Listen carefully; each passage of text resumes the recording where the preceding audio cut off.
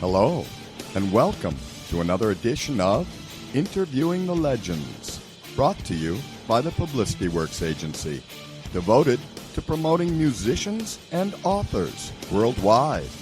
Call us today at 941-877-1552 to start your free publicity evaluation.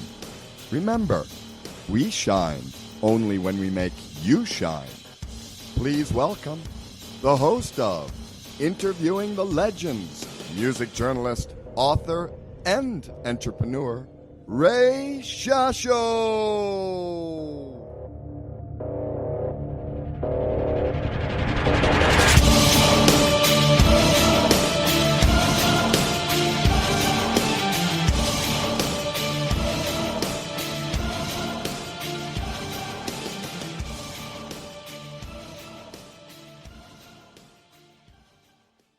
Hello once again, everyone. I'm your host, Ray Shasho. Welcome to another edition of Interviewing the Legends on BBS Radio, brought to you by the Publicity Works Agency. Call us today at 941-877-1552 or email us at publicityworksagency.com. Remember, we shine only when we make you shine. Also by the Rockstar Chronicles, Series 1, my new book available at bookbaby.com, featuring over 45 intimate conversations with the greatest music legends the world will ever know. Jerome Mazza is a singer-songwriter born and raised in Pittsburgh, Pennsylvania. At the age of 8, Jerome taught himself how to play the guitar and sing after being influenced by guitarist and singer-songwriter Mark Farner of Grand Funk.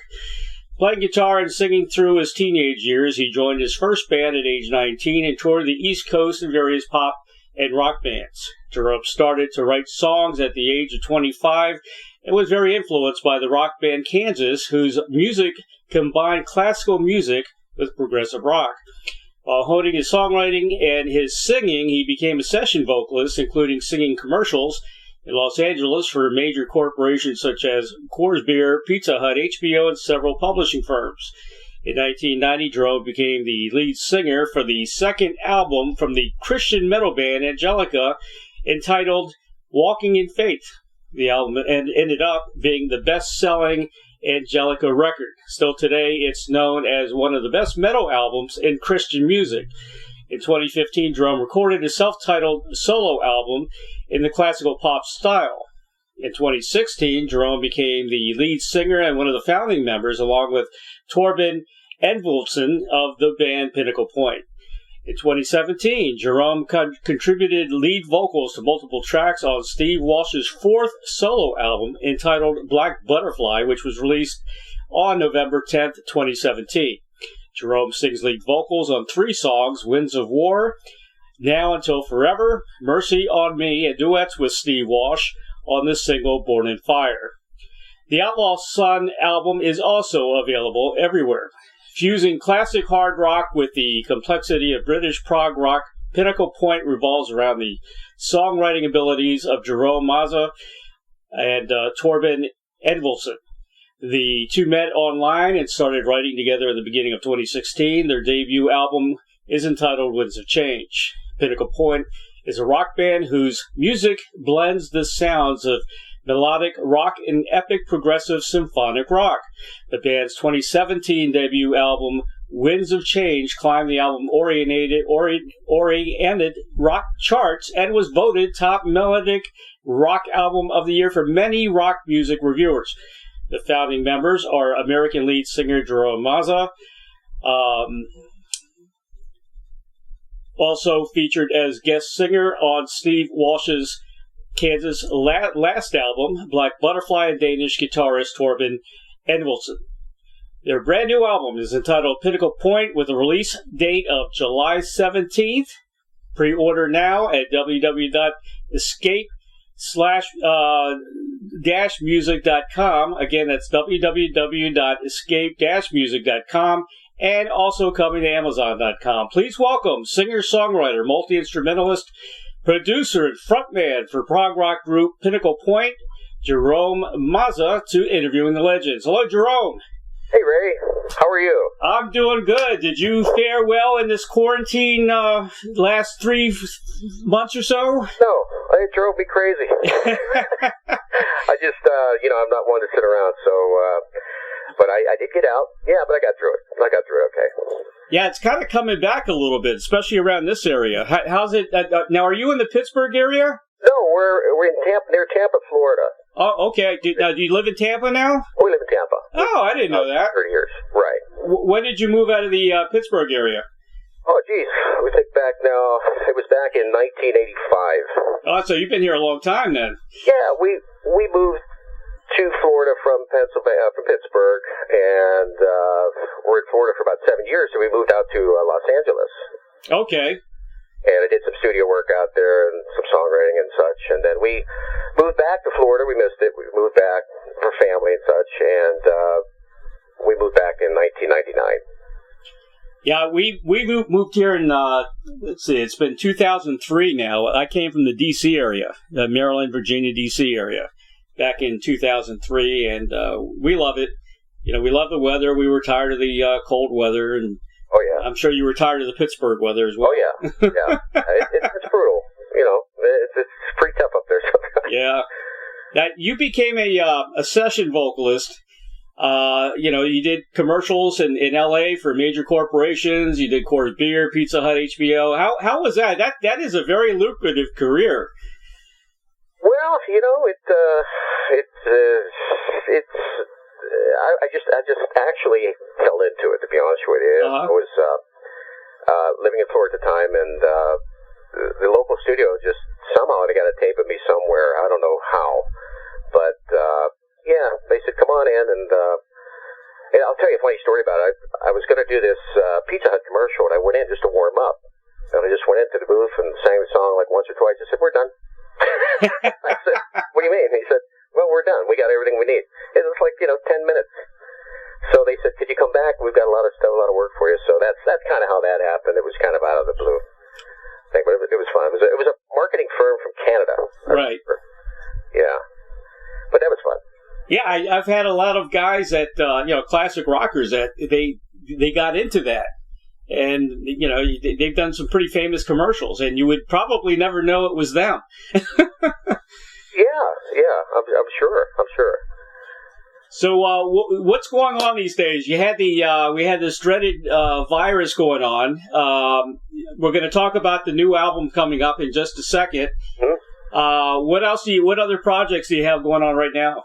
Well, actually, kind of had a little bit of a break, obviously, and we're talking about doing a solo album. Okay. And talking about who we're going to work with, and myself and Escape Music. And I don't know, we're thinking maybe a little combination of the Outlaw Sun album and Pinnacle Point, like a Kansas Foreigner type sound. Right. So, but we're in discussions with it right now, and also thinking about a Pinnacle Point 3 down the road and kicking some songs around as well. Well, that's a must. That's a must.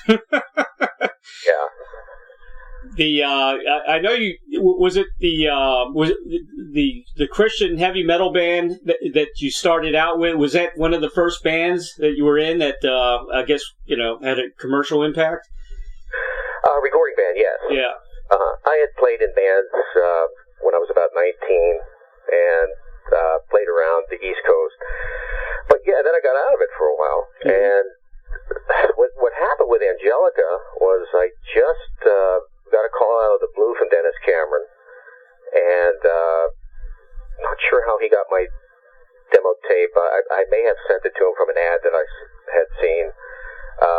I was laying my sod in my backyard just one day after work. I get a call from Dennis, and he said, "Man, I loved your tape. It's fantastic. I want you to sing on this album." But that's how that happened. And so he actually came to Florida and stayed with us. Mm-hmm. Dennis and the bass player Bobby, and we rehearsed and everything, and then went to Bradenton down your way, right, to actually record the album. And it was a lot of fun. Christian rock has really come a long way. I mean, you got Christian heavy metal, rock, progressive rock, anything you want. Right. And it's great music. It really is, because the lyrics are powerful. Don't have to worry about the lyrics here. Yeah, exactly. I had I don't know if you know Greg Volz from Petra. I don't know. I've heard of him. And David Huff from David and the Giants, both Christian rock bands. And they play in Tampa a lot, as a matter of fact. But same thing. They very popular bands. Very, very popular bands. And what's really interesting though is Kansas. Again, their lyrics sound very Christian rock. Very, very deep, very inspirational. Exactly. Yeah. Yeah, actually, we've tried to do that as well on the Pinnacle Point, too. Mm-hmm. Symphony of Mind, we have a few songs. It's a very inspirational album. Every song is, inspiring and deep, and no love songs on this album, So you'll find that as well on Symphony of Mind. Well, Symphony of Mind, I'm going to give it a 5-star. It's a great album. I like it better than your debut album. Oh, great. I think it's a lot better. Thank you. Any idea what the guys from Kansas thought about the album? I don't know that they've heard. Many of them heard it. It's going to be released next month. Right. I do know that some of the demos were sent, and we got a lot of thumbs up on it from a couple of them. Did Steve Walsh know you were making this album? No, we haven't talked to Steve, and I don't believe our label has talked to Steve for a little while. Right. But Steve's retired. He's, from what I understand, he's enjoying his retirement with his kids. Yeah, we had Phil on the show a while back. He's a great guy. The drummer, Phil Earhart. Oh, Phil's great. Yeah. I don't know him personally, but I know of Phil. Yeah. Well, the album is wonderful. I want to go over a couple of things. First of all, we know it was mixed and mastered at Morris Sound in good old Tampa, and the release date is coming up July 17th. Ascent to the Point, which is starts out. It's an instrumental track. I tell you, man, Torben, he's an incredible guitar player. Oh man, really he's smoking on this. Yeah, absolutely. It's him. Yeah, oh, definitely. His signature way of playing. He was perfect for that song. Perfect. Well, you have an incredible voice, and I'll be honest with you. I think you should be the new lead singer from Kansas. Oh, well, thank you very much. Now, if somebody offered you that, would you take it? Wow. I'd consider it for sure. Yeah, I would. Kansas has always been my favorite band. Right. I've loved them since, I was 14. And that kind of music is just in my soul. It really is. And if there were any band that I want to be a part of, it would be that. Yeah. But I think that, Ronnie is doing a incredible job. I mean, those songs are hard to sing. Oh, yeah. And play. Mm-hmm. And for, to come in after Steve, who I consider the greatest rock vocalist, in history. I really do. I mean, no one had his emotion and power and everything that he had, Right. But for Ronnie to come in and do what he's doing, it's just, he's doing a stellar job, I think. Yeah, but you know what? I like you better. Well, you remind me of the early Kansas. When Kansas was on a roll and they just signed with Don Kirshner and, Yeah. You really remember, because, I grew up with Kansas too. When Kansas first came out, I said, man, these guys are playing this kind of music, this intricate type of music, and these guys are from Kansas, Yeah.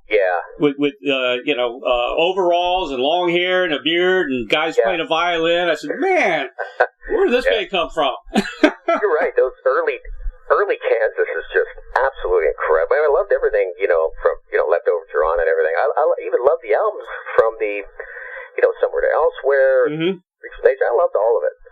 But those early days, man, they were just, Steve's voice was just Incredible. Yeah. I agree with you. Yeah. So Alive, awesome guitar solo on that one. One of my favorites, Weight of the World. You know, there you go. That's another Torben Edvaldsen song right there. That should be a hit, in my opinion. He just totally nailed it. We were talking, and I said, "Look, we need something like that. You know, just kick butt. You know, something really high energy." And Torben writes like a machine. He really does, and he pumps them out. He sends many songs. Mm-hmm. You know, and this one he just said, "Okay, fine," and he came right back with it. You know, within a week, and it just blew me away. I thought, wow, you know, if we put some nice harmonies on this, and it's smoking. And his solo on that is just incredible. Yep. Just taking off there at the end. It's a great song.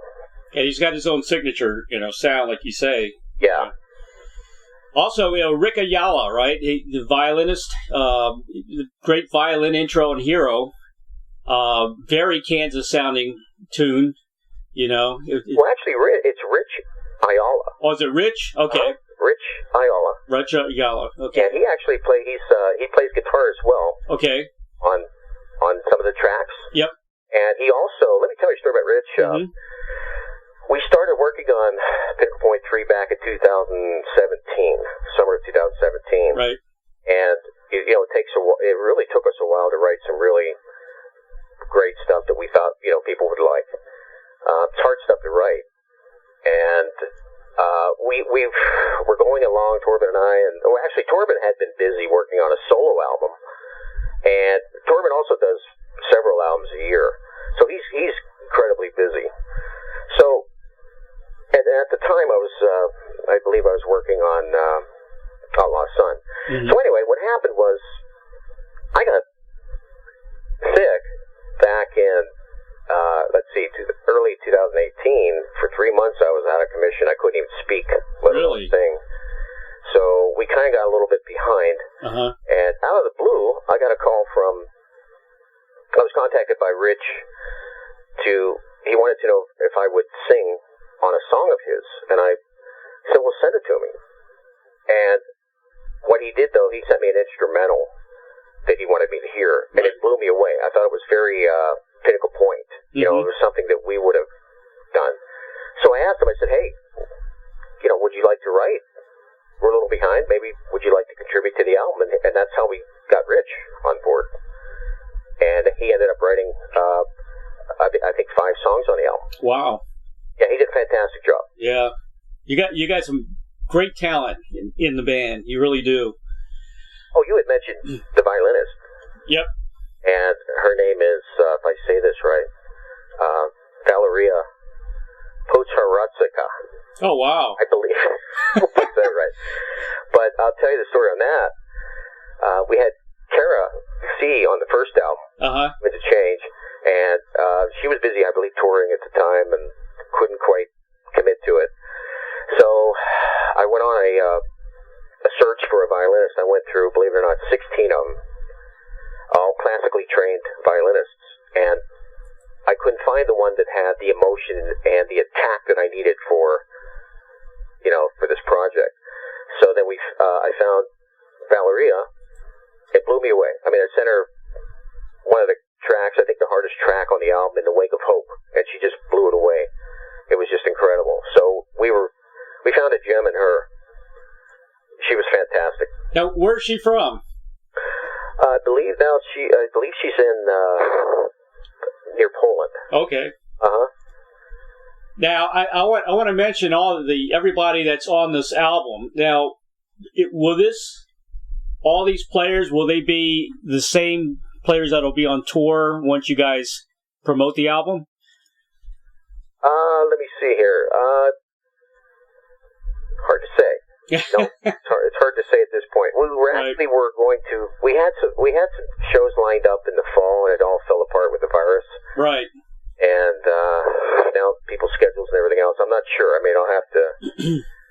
Not quite sure what the lineup would be. Well, on the album itself, we have you, lead vocals, backing vocals, keyboards. You got Torben on guitars and keyboards. You got Rich on guitars, background vocals, Valeria on violin. Is it Mark Prater? Yes. On drums. Takayaki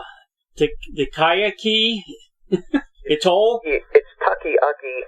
Takiaki Ito? Ito. Ito. Takiaki Ito. On bass. On bass. And Howard Helm.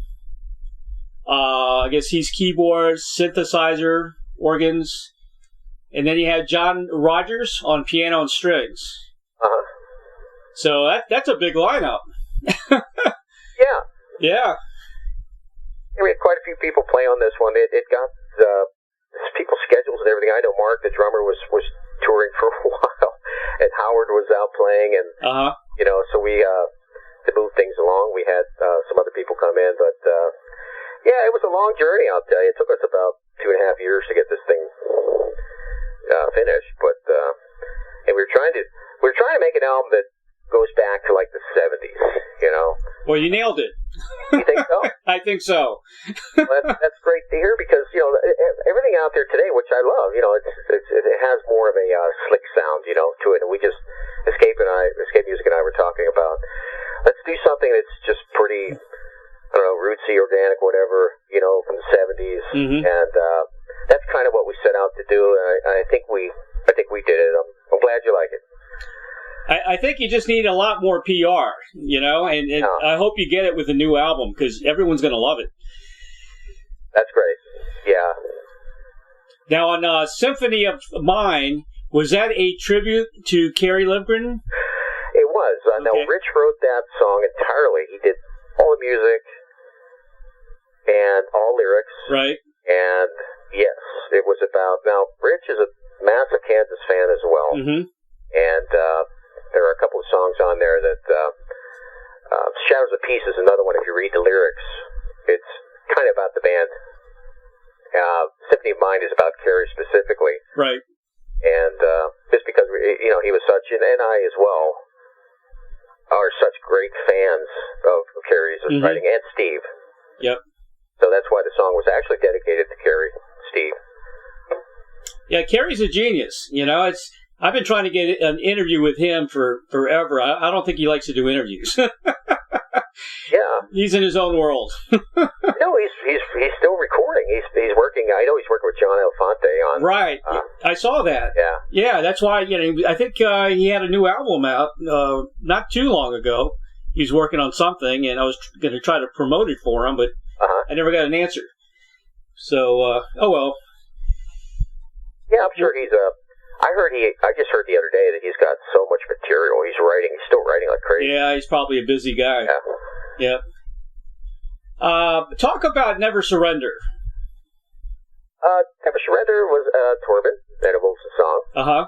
And when we did the first album, we always talked about kind of a combination of, like, we loved the Streets band that Steve was in, Steve Walsh, Mike Slamer, and Seventh Key, which, Mike was in with Billy Greer. And so Torben tried to write in that style. And this time around, we wanted to kind of do the same thing. So that one, it came in, and I loved it. I thought it had the commercial radio sound and that great Torben, signature. So that's how that one happened. Well, Winds of Change was also a good album.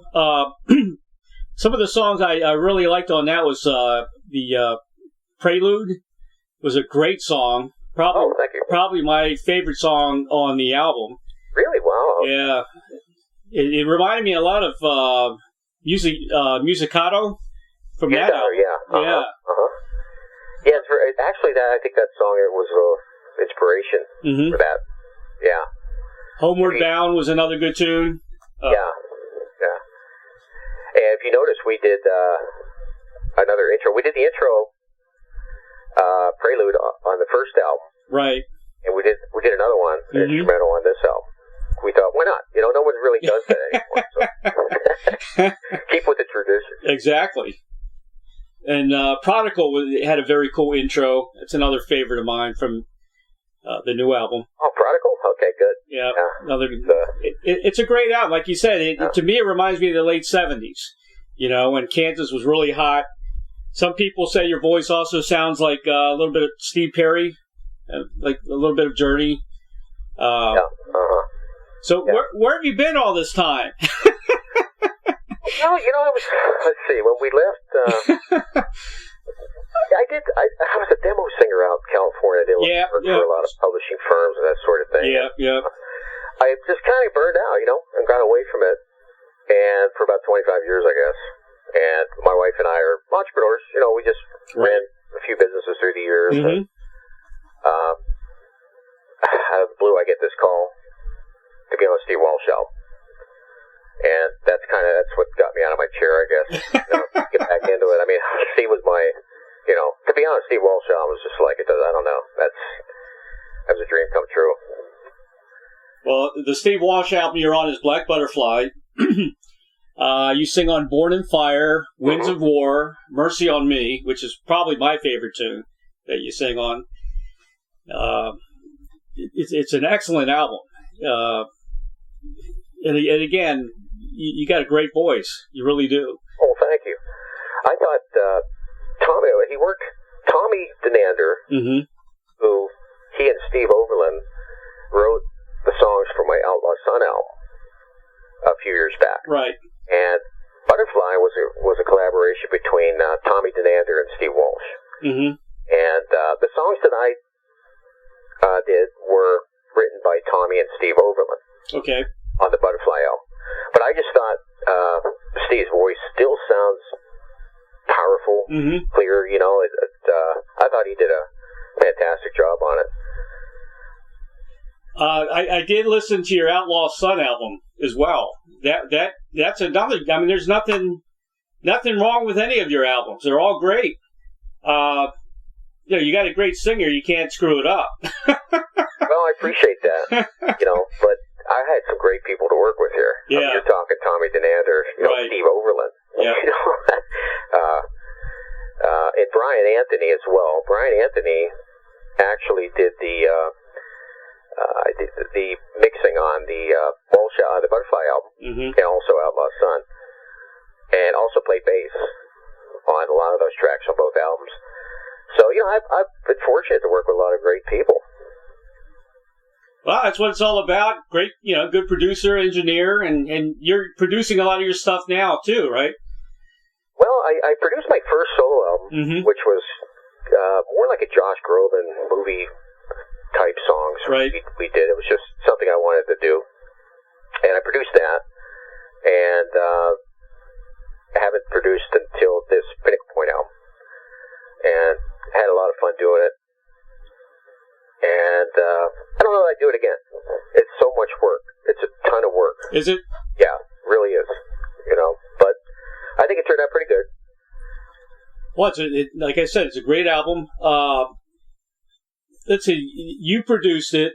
There was, I wanted to make sure I name, because he's the one who kind of emailed me. Is it Khalil Turk? Yes. Khalil Turk. Okay. Khalil Turk. Khalil Turk. He's the one who first sent me the album, the new album, and then we kind of talked back and forth, and then I guess it was your wife that kind of actually put us together after all that. Right. So he, let's see, was he an engineer in the project, or did he help mix the final? Khalil? Yeah. He was the executive producer. Okay.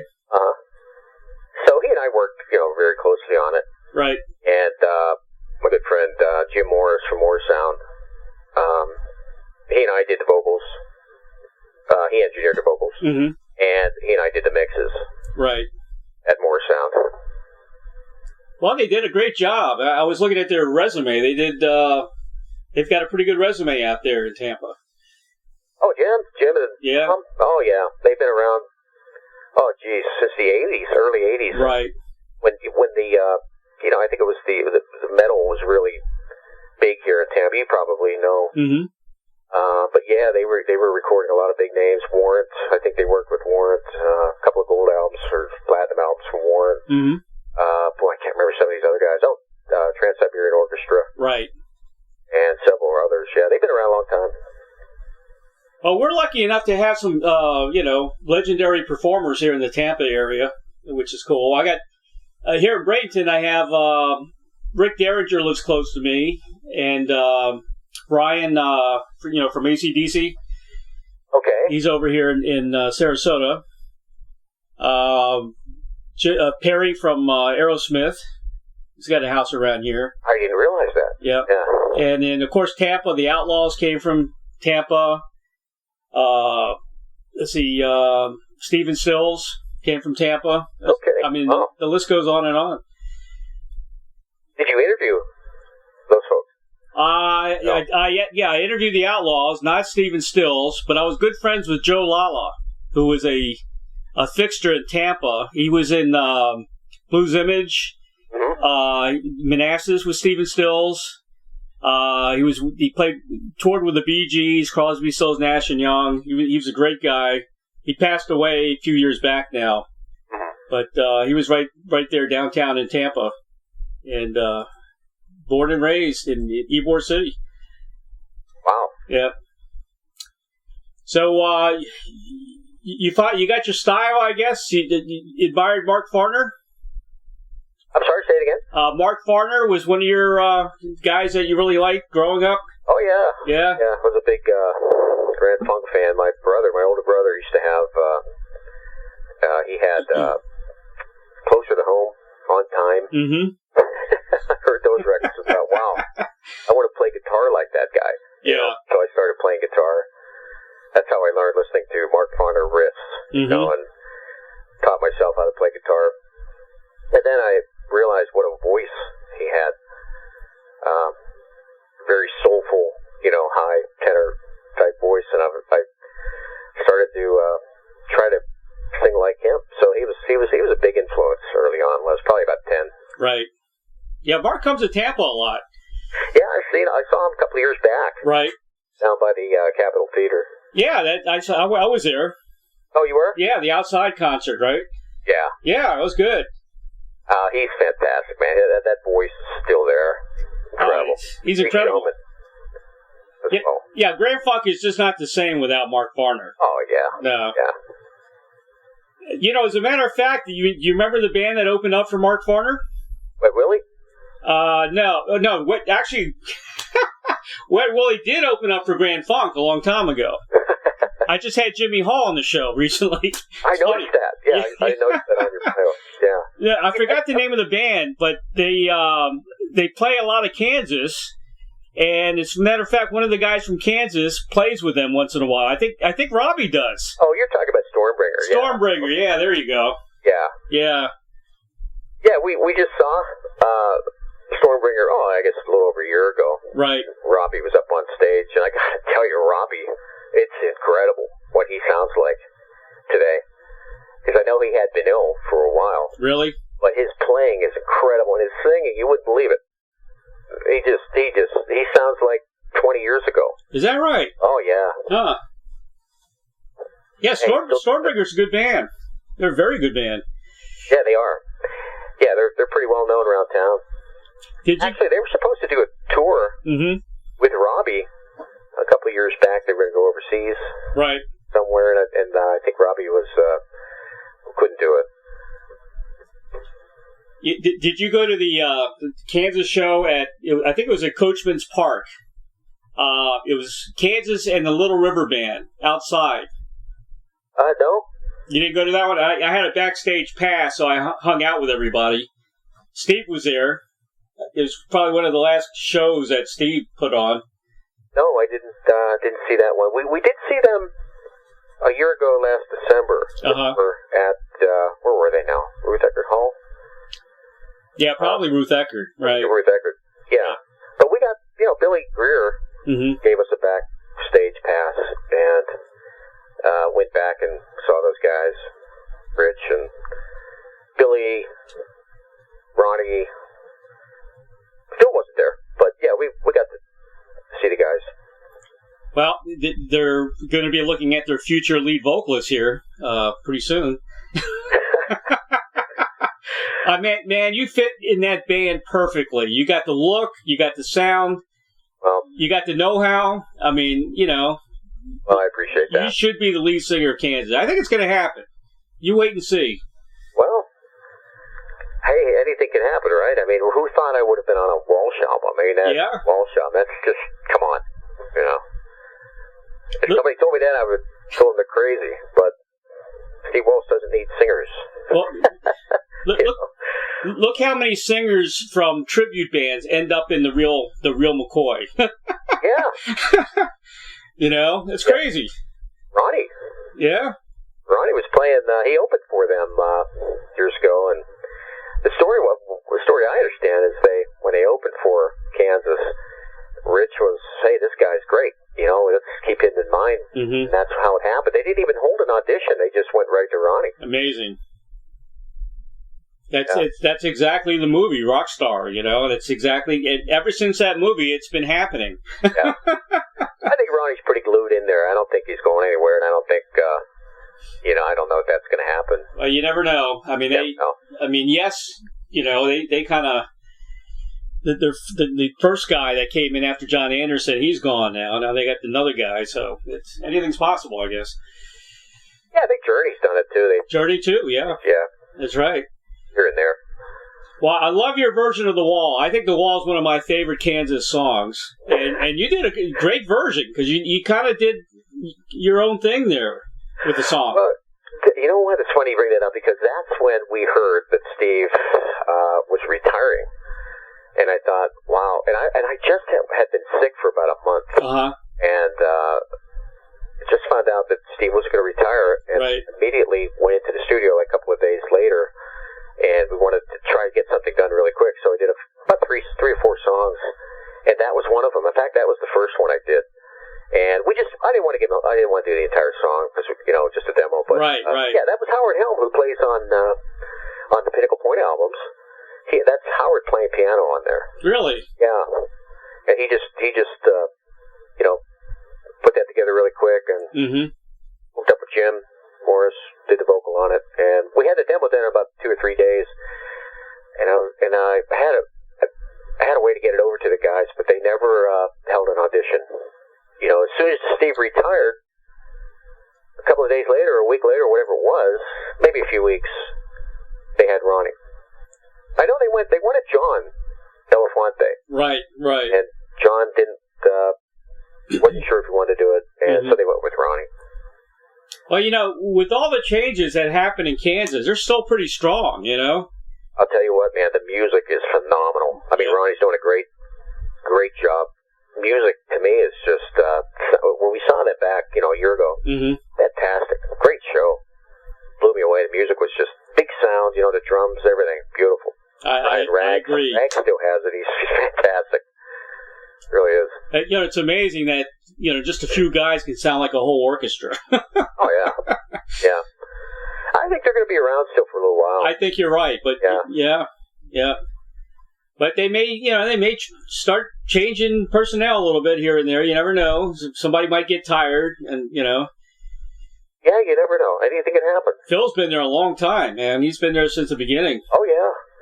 And Rich, too, yeah. And Rich, I think, is having a little problem with walking and things like that. I've noticed that. Have you noticed that? He's kind of...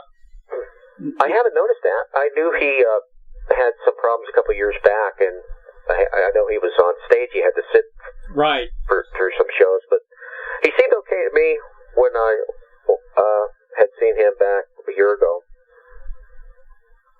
Yeah, he's a good guy, too. I met him backstage at that show, and he's another great guitar player.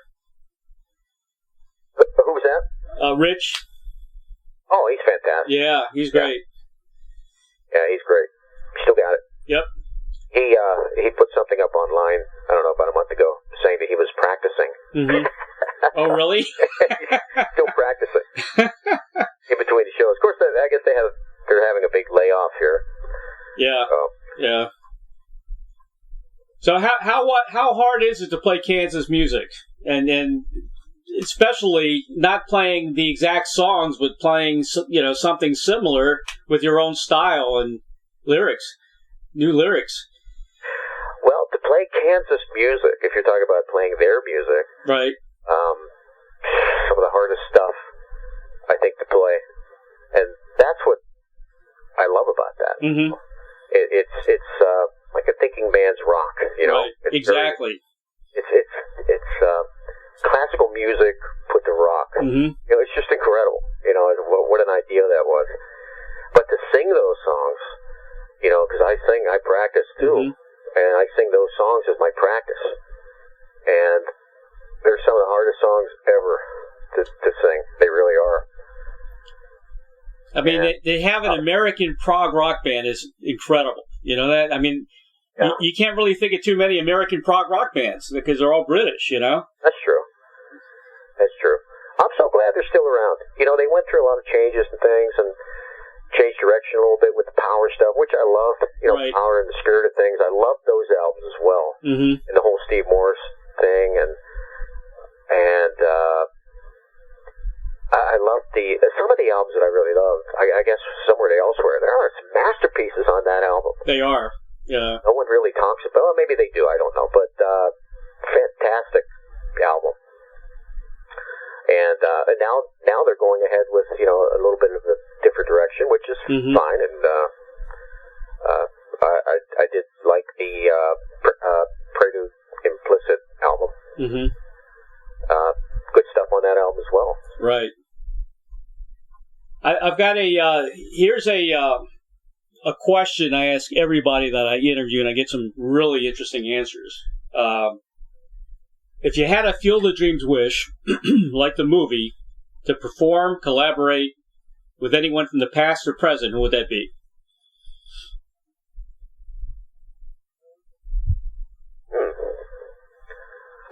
I guess Kansas.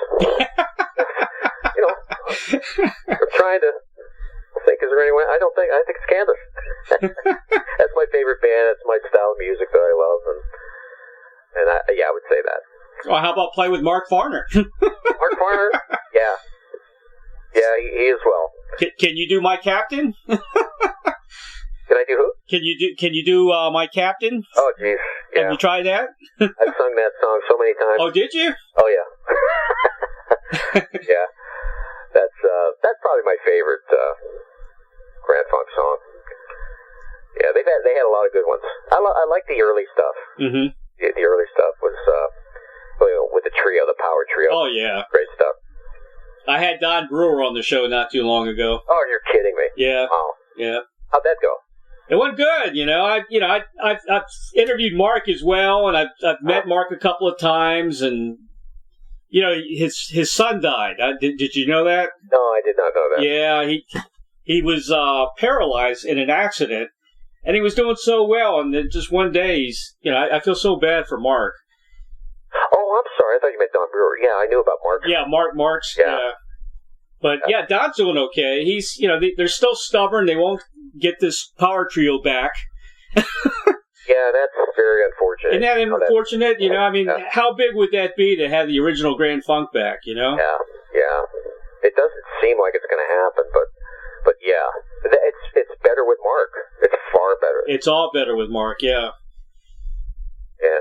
Don Brewer, probably my favorite drummer. He's a good drummer. Oh, he's fantastic, man. Yep. He was a big part of that sound, in the early years. And singing, too. That voice. Great voice. Yeah, we're an American band. I mean, he nailed that. Sure. And he wrote several of those big tunes, too. I think American Band, he wrote. Yeah. Yeah, he did. Yeah, great band. And I saw him a couple of times, too. When Bob Seger toured, he would be in Bob Seger's band as well. I saw that. Yeah. He and Craig Frost, who played... the organ. Yeah. Organ and piano from, Phoenix album on. Mm-hmm. And band Shining On the rest of the way. Yeah. Did you go to that Orlando Calling Festival? No, I did not. Okay. That was a big fest in Orlando. They had Bob Seger was the headline. Kid Rock, Doobie Brothers. I mean, it was a great lineup. But when was that? This was probably, I don't know, about 2011, somewhere around there. Oh, okay. It was huge, and I missed that. And I had my pass, and we, got great pictures, and but they didn't make any money, so it never happened again. It was supposed to come back every year, but they were charging way too much money in concessions. Number one. Oh, really? Yeah. But it was a great lineup, incredible lineup. They had the big main stage, and then they had 4 other stages. Oh, it's a big event, yeah. Big event, yeah. Buddy Guy was there. Kidding? Yeah. I didn't hear anything about that. Really? Huh. Say that, they didn't do a very good job of promoting it. Yeah. Well, Jerome, you have anything else you would like to promote or chat about? Well, you could go to our website, jeromemazza.com. Right. And give you all the updated news on the album, reviews, and what we're planning for the future and everything. So, yeah, that's about it. And Pinnacle Point Symphony of Mind album is coming out then July 17th. And check out our video, Way to the World video. It's out right now. First single. Mm-hmm. And, getting ready to work on a solo album. Well, it's a great album, 5 stars. Let me read you a review. One of my people, I've got so many different music sites. This is from, her name is Rockette. And she says, from the opening note of their new album, Symphony of Mind, Jerome Mazza and Pinnacle Point will give you the feeling that you want to drop the needle on the vinyl. The vocals and inspirational lyrics on the album will bring you back to the nostalgic times that are reminiscent of the days of the sound of Kansas, the early years, and the deep cuts before their songs hit the radio stations. Jerome takes you on a journey with flawless sound of true progressive classic rock and roll in the purest form. His voice is penetrating, powerful yet smooth and tranquil, and brings back fond memories of the concert days of the 1970s and 80s. The symphonic style is hypnotizing and carries its weight throughout the entire album. The storytelling is consistent and presents a true message. The ebb and flow and the building crescendos will remind you of what has been missing from the classic rock generation for the past decades. Congratulations on making us feel we have returned to a place of familiarity,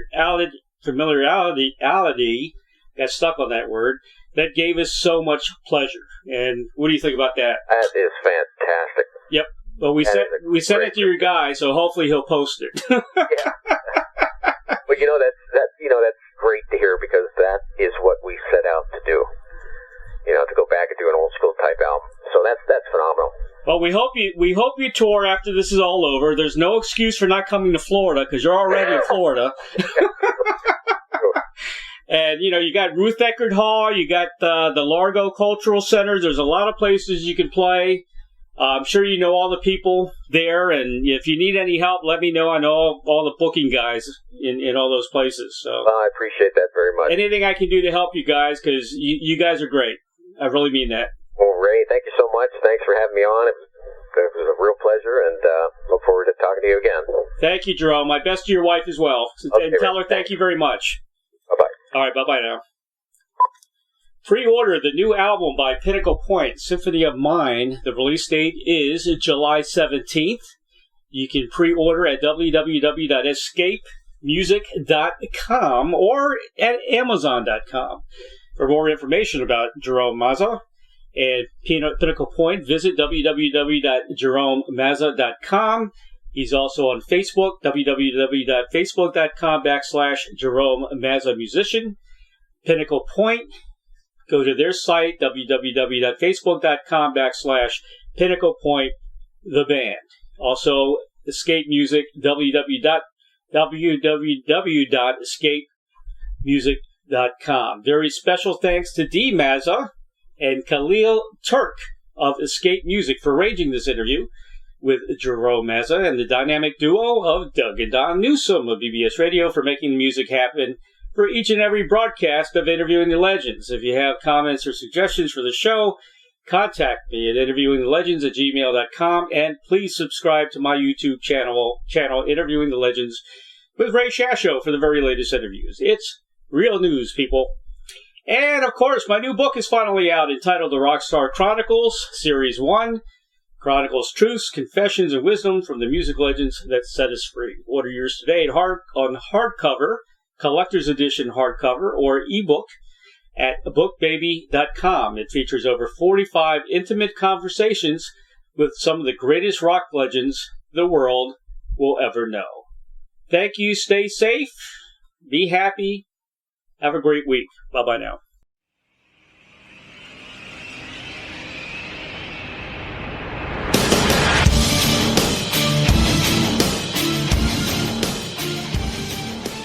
Thank you, everybody, for listening to Interviewing the Legends.